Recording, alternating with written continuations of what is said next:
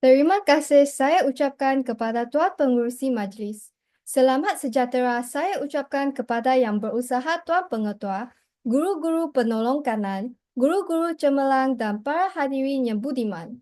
Saya amat bersyukur kerana dapat berdiri di hadapan tuan-tuan dan puan-puan untuk menyampaikan syarahan yang bertajuk Kebaikan dan Keburukan Belajar di Universiti Luar Negara.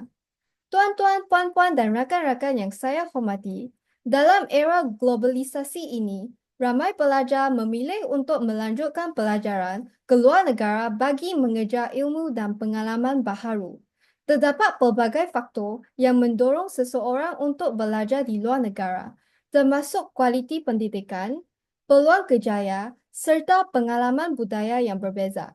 Namun, keputusan ini bukanlah sesuatu yang boleh diambil secara mudah kerana terdapat juga cabaran yang perlu dihadapi. Oleh itu, dalam syarahan ini, saya akan mengupas beberapa kebaikan dan keburukan pelajar di universiti luar negara.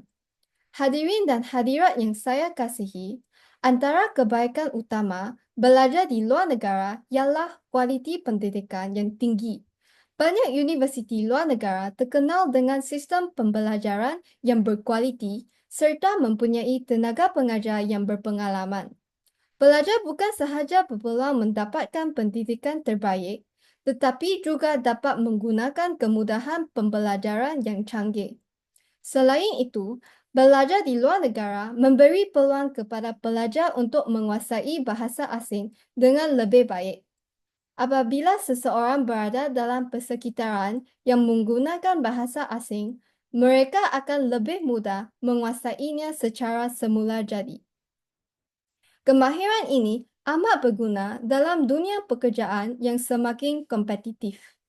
Selain itu, pengalaman hidup di luar negara membantu pelajar menjadi lebih berdikari. Mereka perlu menguruskan kehidupan sendiri, termasuk kewangan, tempat tinggal dan pengurusan masa, tanpa bergantung kepada keluarga. Ini akan membentuk sikap tanggungjawab dan kematangan dalam diri mereka. Tambahan pula, pelajar akan terdedah kepada budaya yang berbeza, yang mana boleh meningkatkan kefahaman dan toleransi terhadap masyarakat pelbagai latar belakang. Ini merupakan aset penting dalam dunia global hari ini. Hadirin yang dihormati, namun di sebalik kebolehan yang disebutkan, terdapat juga beberapa keburukan yang perlu diambil kira sebelum membuat keputusan untuk belajar di luar negara. Salah satu cabaran utama ialah kos yang tinggi. Yuran pengajian dan kos sara hidup di luar negara biasanya lebih mahal berbanding dalam negara. Walaupun terdapat beasiswa dan pinjaman pendidikan, namun tidak semua pelajar berpeluang mendapat bantuan kewangan yang mencukupi. Selain itu, pelajar yang belajar di luar negara mungkin mengalami kejutan budaya atau culture shock. Perbezaan bahasa, adat resam dan gaya hidup boleh menyebabkan tekanan emosi serta kesukaran untuk menyesuaikan diri. Hal ini boleh memberi kesan kepada prestasi akademik dan kesihatan mental pelajar. Di samping itu, faktor jarak yang jauh daripada keluarga juga boleh menyebabkan rasa rindu akan kesunyian, terutamanya bagi pelajar yang pertama kali tinggal berjauhan. Seterusnya, cabaran lain yang sering dihadapi oleh pelajar luar negara ialah kesukaran untuk mendapatkan pekerjaan selepas tamat pengajian.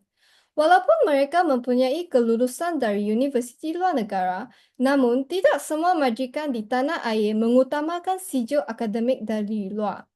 Kadangkala, keutamaan diberikan kepada graduan yang memahami sistem dan budaya kerja tetapan.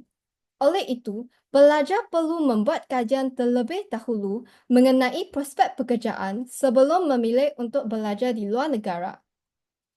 Tuan-tuan, puan-puan, dan rakan-rakan yang saya hormati, sebelum saya mengundur diri, saya ingin menegaskan bahawa belajar di luar negara mempunyai kelebihan dan cabarannya yang tersendiri. Keputusan untuk melanjutkan pelajaran ke luar negara harus dibuat dengan pertimbangan yang teliti. Pelaju harus menilai kemampuan kewangan, daya tahan emosi serta maklumat masa depan mereka sebelum membuat keputusan besar ini. Jika dilakukan dengan perancangan yang baik, pengalaman belajar di luar negara pastinya menjadi satu kelebihan yang besar dalam kehidupan seseorang. Sekian, terima kasih.